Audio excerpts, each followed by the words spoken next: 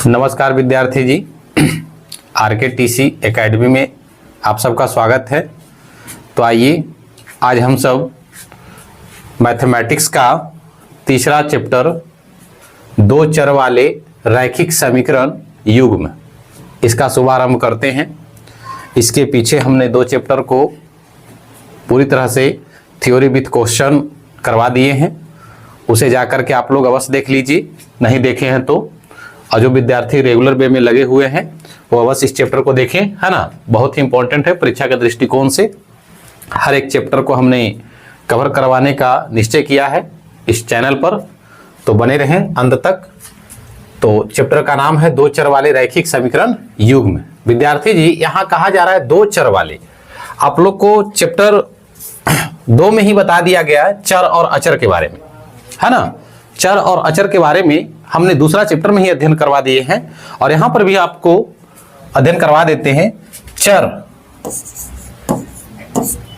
Alphabet के जो भी अक्षर होते हैं विद्यार्थी जी, वो चर कहलाते हैं, है ना। अल्फाबेट के जो भी अक्षर होते हैं वो चर कहलाते हैं। जैसे ABCD में ABCD, है ना, ये सब चर के उदाहरण है। ठीक है, ये सब जितने भी आएंगे सब चर के उदाहरण होंगे। और अचर में संख्या, अचर जो होंगे ये संख्या होंगे।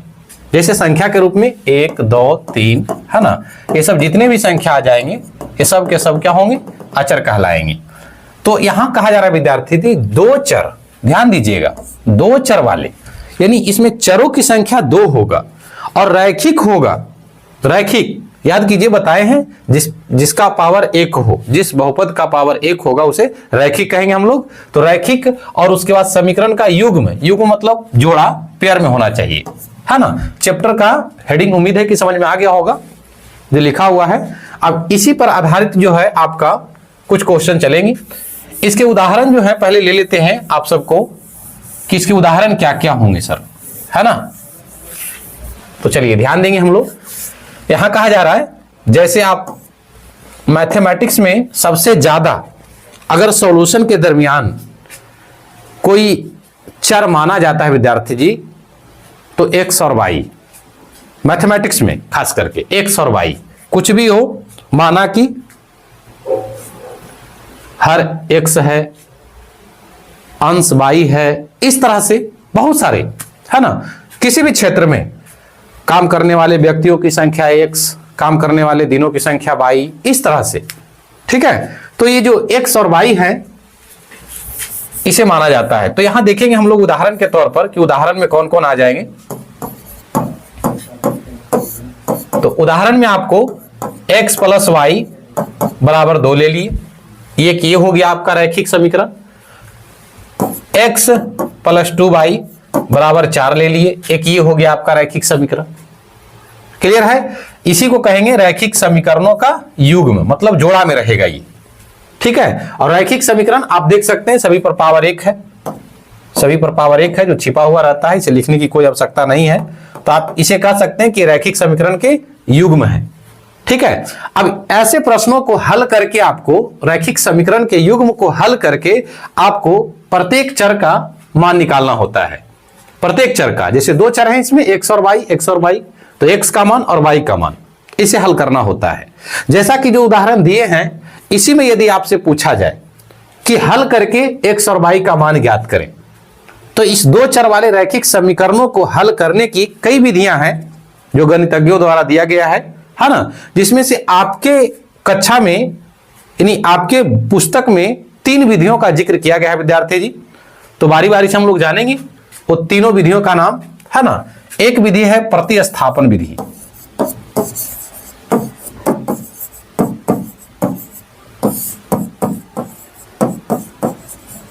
प्रतिस्थापन विधि। दूसरा जो है वो है विलोपन विधि,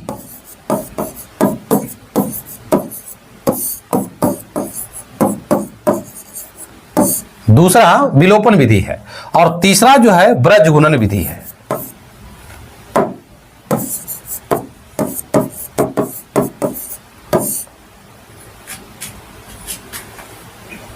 एक मिनट विद्यार्थी जी, यहां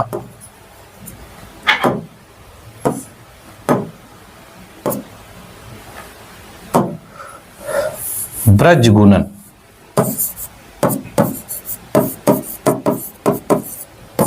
गुणन विधि, ये आपका 3 विधि है।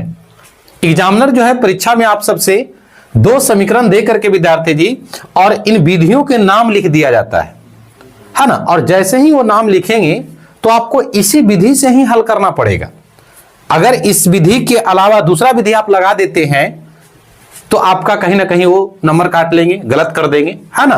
क्योंकि परीक्षा में लिखा रहता है निर्देशानुसार ही उत्तर दे, निर्देश के अनुसार ही आपको चलना पड़ेगा। अगर कह देगा कि प्रतिस्थापन विधि से हल करें तो प्रतिस्थापन विधि ही हल कीजिएगा, विलोपन विधि से हल करेंगे तो विलोपन विधि से ही हल करना पड़ेगा, और ब्रज गुणन विधि से हल करें तो ब्रज गुणन विधि से हल करना पड़ेगा आपको। और ऐसा नहीं कीजिएगा तो नंबर काट लेगा, नंबर नहीं देगा, हो सकता है गलत भी कर देगा। आप आंसर तो सही निकालेंगे, तीनों विधि से, दोनों समीकरण को तीनों विधि से निकालिएगा, आंसर सेम ही आएगा।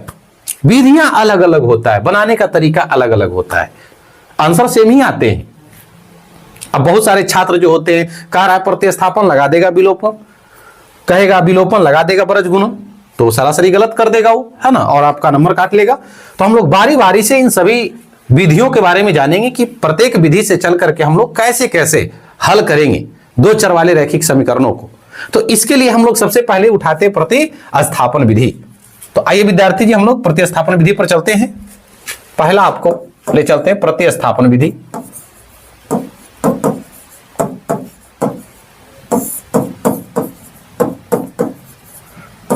प्रतिस्थापन विधि, यदि आपको जो 2 समीकरण दिया हुआ रहेगा, जैसे लिए थे विद्यार्थी जी x + y = 2 और x + 2y = 4, तो जो समीकरण दिया रहेगा आपको उसे आप समीकरण 1 और समीकरण 2 कर लेंगे, समीकरण 1 और समीकरण 2 कर लेंगे। और प्रतिस्थापन विधि में आप समीकरण 3 निकाल करके बनाइएगा। ऐसे डायरेक्ट आप याद रख सकते हैं कि प्रतिस्थापन विधि को 3 समीकरण से बनाया जाता है, इस चीज को दिमाग में सेट कर लीजिए, ठीक है। बाकी ये कैसे होता है उसका भी डिटेल्स करेंगे, पर बशर्ते आप समझिएगा इसको। समीकरण 2 ले लिए।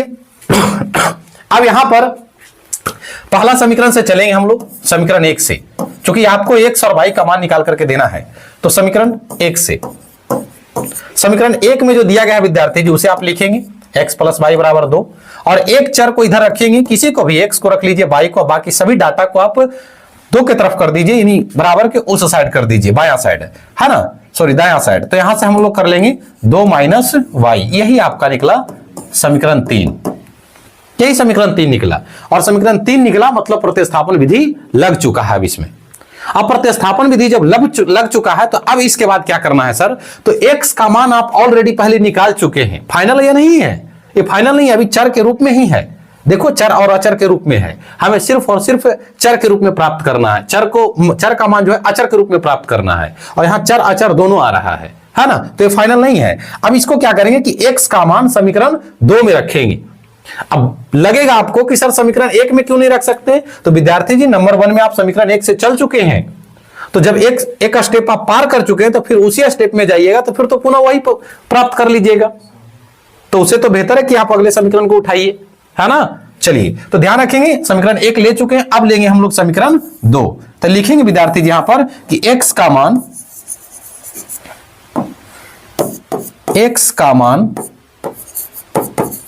समीकरण 2 में रखने पर, x का मान समीकरण 2 में रखने पर, तो विद्यार्थी जी हम लोग यहां देखेंगे कि x का मान समीकरण 2 में रख रहे हैं, समीकरण 2 है कितना, तो समीकरण 2 आपके पास है x + 2y = 4, x + 2y = 4, यही x का मान रखना है आपको 2 - y, जो कि निकाल चुके हैं समीकरण 3 में, है ना, और प्लस 2y = 4। अब यहां यह देखेंगे कि 2y प्लस में 1y माइनस में घट जाएगा विद्यार्थी जी, तो 2y में से 1y घटाइएगा तो सिर्फ बचेगा y, और भी प्लस में बचेगा, इधर 2 है बराबर 4। अब ध्यान दीजिएगा, आप अंक को अंक की तरफ ले जा सकते हैं आप, तो इधर प्लस में है, बराबर के उस साइड आ जाएगा तो माइनस में, ठीक है। इधर से उधर जब होते हैं विद्यार्थी तो साइन चेंज होता है, इस चीज को ध्यान में रखिएगा। दायां साइड से बायां साइड ले जाइएगा तो साइन पर डिपेंड करता है, अगर प्लस है तो माइनस में हो जाएगा, माइनस है तो प्लस में हो जाएगा, ठीक है, या बायां साइड दायां साइड से आप बायां साइड कोई डाटा को ला रहे हैं तो वहां पर भी साइन देखिएगा, अगर प्लस में रहेगा तो बराबर किधर आएगा, तो माइनस में, ठीक है, और अगर माइनस में रहेगा तो इधर आएगा तो प्लस में। इस चीज को आप ध्यान में रखेंगे। तो यहां 2 देख रहे हैं विद्यार्थी जी, इधर प्लस में है, बराबर किधर जाएगा तो माइनस में हो जाएंगे। तो 4 में से आप 2 को घटा लीजिए। तो बताइए विद्यार्थी जी, बाई का मान कितना आ गया, 2 आ गया। अब देखिए बाई का मान 2 आया, जो बिल्कुल अचर के रूप में आ गया। अब इसमें चर नहीं लगा हुआ है, यानी ये फाइनल आंसर आ रहा है, ठीक है। तो अभी आप एक ही चर का मान निकाले हैं, अभी एक चर का मान और निकालना है। तो बाई तो निकल गया, अगला कौन सा है, एक्स। तो उसके लिए क्या करना होगा, बाई का मान समीकरण 3 में रखिए। अब आपको लगेगा कि क्या सर समीकरण 3 से ही बना सकते हैं, समीकरण 1 से नहीं चल सकते हैं, समीकरण 2 से नहीं चल सकते हैं, चल सकते हैं, नो डाउट, है ना। फिर भी आपका आंसर वही प्राप्त होगा। तो आइए हम उसे देखते हैं, समीकरण 3 से निकाल करके x बराबर, यहां पर लिख देना है विद्यार्थी जी, बाई का मान समीकरण, बाई का मान समीकरण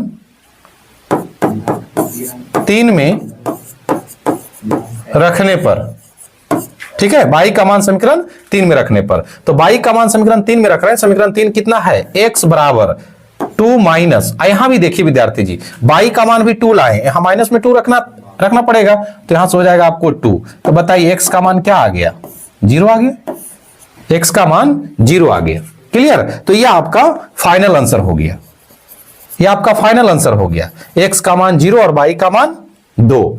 अब लगेगा कि यह आंसर सही है या गलत। हर बच्चे को ऐसा लगता है, क्योंकि एग्जाम हॉल में तो आपके पास आंसर देखने के लिए तो होगा नहीं, ऐसे तो किताब के पीछे में आंसर आता है, तो आप आसानी से उसे पता कर लेते हैं देख करके कि हमने जो बनाया वो सही है या नहीं। तो आइए आपको आज आंसर जांचने के लिए भी बता देते हैं कि आप इतनी बड़ी सॉल्यूशन करके एग्जाम हॉल में ही आप 2 सेकंड में, मात्र 2 सेकंड में पता कर सकते हैं कि हमने जो निकाला है वो सही है या गलत है। तो देखिए इसको हम लोग कैसे प्रूव कर लेंगे। किसी भी समीकरण को उठा लीजिए विद्यार्थी जी, किसी भी समीकरण को आप उठा लीजिए और उसे हम लोग चेक करके देख लेंगे। आपके पास 3 समीकरण होगा, समीकरण 1, समीकरण 2, समीकरण 3। किसी भी समीकरण को उठा करके x और y का मान उसमें रख दीजिए, पुट कर दीजिए और देखिए LHS बराबर RHS आता है कि नहीं। अगर LHS बराबर RHS आ गया तो आपका आंसर 100% सत्य होगा, और नहीं आया तो गलत होगा, सुधार करने की आवश्यकता हो जाएगी, है ना। तो आइए देखते हैं, किसी भी समीकरण को उठाइए। यदि आप समीकरण 1 को उठाते हैं तो समीकरण 1 में आपको दिया गया x प्लस y बराबर 2, x का मान आप निकाल चुके हैं 0, y का मान 2 बराबर 2। ऐड करके देखिए विद्यार्थी जी, 2 बराबर 2। बताइए क्या आंसर सही है? बिल्कुल सर सही है, बिल्कुल सही है। किसी भी समीकरण से चेक कर सकते हैं। समीकरण 2 उठा के देखिए सर, बिल्कुल यहां देखिए लिखा हुआ है x प्लस 2y बराबर 4। x का मान आप 0 निकाल चुके हैं, 2 गुने 2 लिख देंगे बराबर 4। यहां से हो जाएगा 0 प्लस 4 बराबर 4। आप देखिएगा 4 बराबर 4, देखिए दोनों साइड बराबर आ गए, LHS बराबर RHS। आपका आंसर बिल्कुल सही है, कहीं कोई गलती नहीं है इसमें, ठीक है। अगर लगेगा कि समीकरण 3 से भी दिखा दीजिए सर, तो समीकरण 3 से भी आप चेक कर सकते हैं कि हमारा आंसर सही है गलत। यहां देखिए दिया गया समीकरण में कि x बराबर 2 माइनस y, तो x का मान आप निकाल चुके हैं, देखिए यहां 0 और यहां रखेंगे 2 माइनस, y का मान निकाल चुके हैं 2, घटा दीजिए 0 बराबर 0। देख लीजिए यहां पर। तो अब तीनों समीकरण से आपको चेक करके बता दिए कि निकाले गए आंसर बिल्कुल क्या है, सही है। तो ये रहा है आपका प्रतिस्थापन विधि। प्रतिस्थापन विधि से इसे आप इस तरह से हल कर सकते हैं। क्लियर है विद्यार्थी जी? अगला प्रश्न लें, चलिए। अब अगला प्रश्न क्या, अगला प्रश्न के साथ साथ अगला विधि को भी जान लें तो बेहतर होगा, है ना।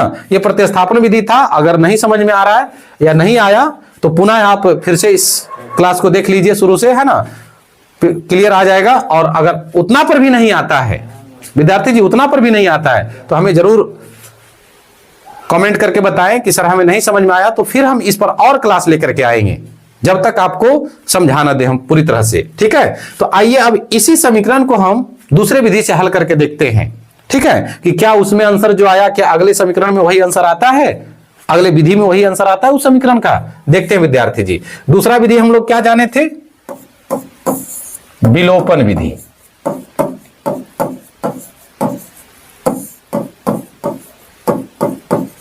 विलोपन विधि। अब उसी समीकरण को हम लोग विलोपन विधि से हल करके देखेंगे।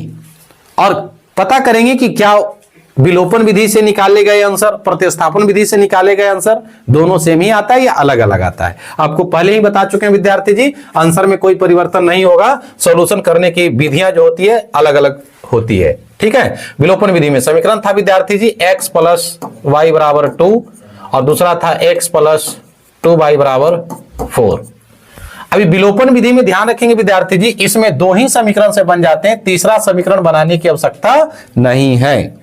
तीसरा समीकरण सिर्फ प्रतिस्थापन विधि में निकाला जाता है। क्लियर है यहां तक? विलोपन विधि में दो ही समीकरण से आंसर बनाए जाते हैं। देखिएगा, इसको पूरी तरह से हल करेंगे। इसमें पहला काम होगा विद्यार्थी जी, पहला स्टेप, किसी भी चर को, है ना, किसी भी चर को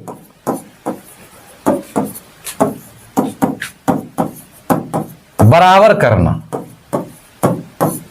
किसी भी चर को आप बराबर कर लीजिए, बराबर है तब ठीक है, और नहीं है तो आपको गुना करके करना होगा विद्यार्थी जी, लेकिन करना पड़ेगा और दो ही समीकरण से बनेंगे, है ना।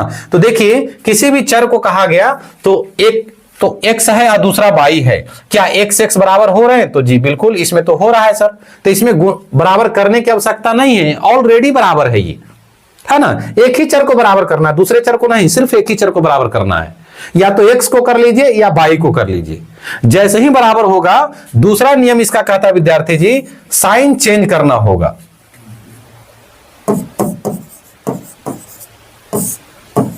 चिन्ह को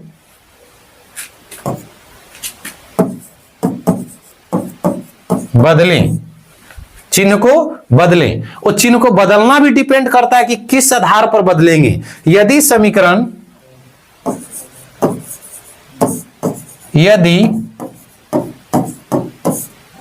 दोनों समीकरण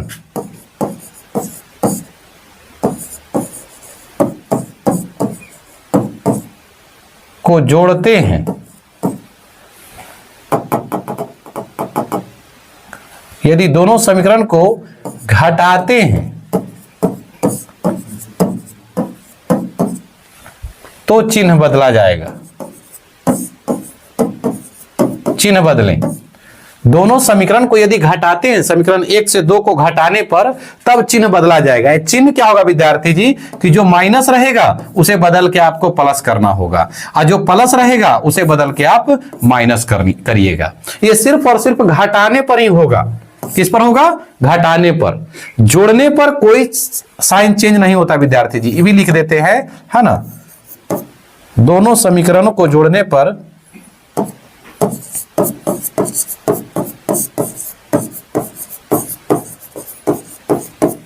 समीकरण को जोड़ने पर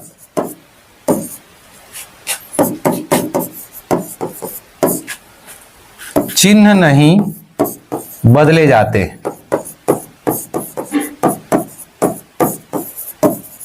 चिन्ह नहीं बदले जाते हैं, इस चीजों को ध्यान में रखिएगा। दोनों समीकरण को यदि आप जोड़ रहे हैं तो चिन्ह नहीं बदलेंगे। चिन्ह जैसे था, प्लस है तो प्लस रहने देंगे, माइनस है तो माइनस रहने देंगे। लेकिन यदि दोनों समीकरण को आप घटा रहे हैं तो साइन को चेंज करना पड़ेगा। अगर माइनस है तो उसे प्लस करना होगा, जो प्लस रहेगा उसे माइनस करना होगा। तो देखते हैं इसमें क्या करना पड़ेगा आपको, है ना। समीकरण तो दोनों, पहला केस क्या था विद्यार्थी जी, देख लीजिए। पहला नियम कह रहा था कि किसी भी चर को क्या करना होगा, बराबर करना होगा, चाहे x को बराबर कर लीजिए या y को बराबर कर दीजिए। तो यहां देख रहे हैं कि x तो बराबर है, ये हो गया समीकरण 1, ये हो गया समीकरण 2, तो ये तो ऑलरेडी बराबर है। तो सिर्फ लिखेंगे यहां पर कि समीकरण 1 - 2 करने पर।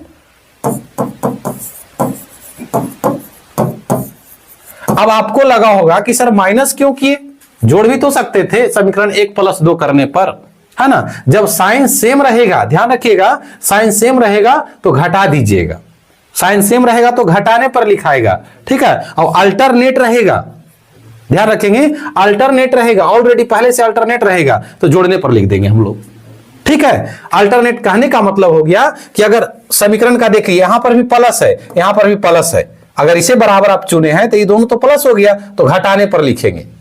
अगर इसको भी बराबर कर लेते और दोनों जगह प्लस है तो घटाने पर लिखाता। लेकिन यदि एक जगह माइनस होता विद्यार्थी जी, ध्यान दीजिएगा, यहां बहुत ही समझ के साथ बनाना पड़ता है। यदि मान लेते यहां प्लस है और यहां माइनस है, या यहां प्लस है यहां माइनस है, तो जोड़ने पर लिखते, घटाने पर नहीं लिखते। इस केस को ध्यान में रखिएगा आप लोग, यहां पर बहुत सारे बच्चे कंफ्यूज कर जाते हैं, इसलिए आपको कंफ्यूज नहीं होना है। समीकरण 1 में से 2 को क्या कीजिएगा, घटाइएगा। तो समीकरण 1 है x प्लस वाई बराबर 2 और दूसरा है x प्लस 2y बराबर 4। अब आप घटा रहे हैं तो देखिए विद्यार्थी जी बताए हैं कि चिन्ह को बदलें, यदि दोनों समीकरण को क्या कर रहे हैं आप, घटाते हैं, तो चिन्ह बदला जाएगा।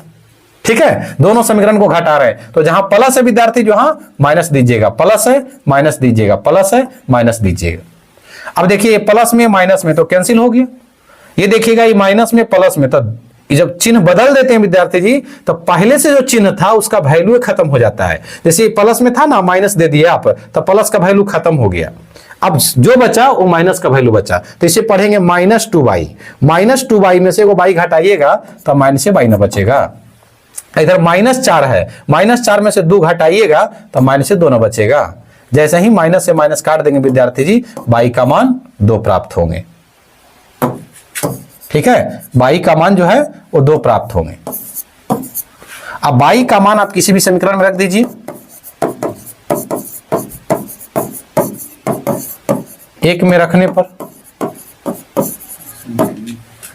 y का मान समीकरण 1 में रखने पर, जैसे ही हम लोग समीकरण 1 में रखेंगे, इसे ध्यान देंगे, समीकरण 1 में रखेंगे तो समीकरण 1 क्या है, x प्लस वाई बराबर 2।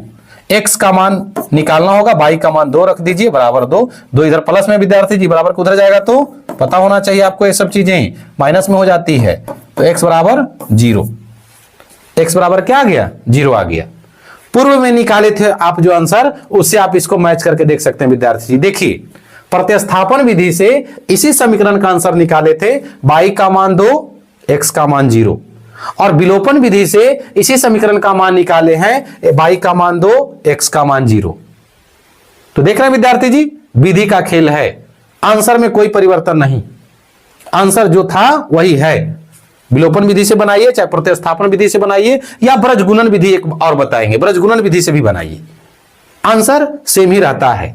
अब यहां पर भी आपको अगर चेक करना है कि सर यहां भी चेक करके बताइए कि आंसर इस समीकरण से फॉलो कर रहा है कि नहीं, तो बिल्कुल कर सकते हैं। y का मान 2 लेकर के x का मान 0 लेकर के यहां 0 रख दीजिए, यहां 2 रख दीजिए। देखिए तो LHS बराबर RHS हो रहा है, बिल्कुल हो रहा है, तो आंसर बिल्कुल सही है, आंसर बिल्कुल सही है।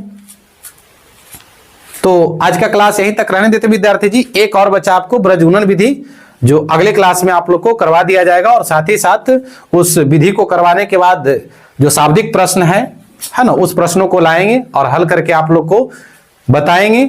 और आप लोग कलम कॉपी लेकर के बैठे और जितने भी ये सब थ्योरी बताए जाते हैं एक कॉपी में नोट कर लेंगे, और नोट करके जो प्रश्न हम बताएंगे, समझाएंगे, कुछ प्रश्न दिए भी जाएंगे आपको, उसे हल करके आप लोग जरूर बताएंगे। तो कैसा लगा ये क्लास आप लोग जरूर कमेंट करेंगे। फिर मिलते हैं अगले क्लास में, धन्यवाद।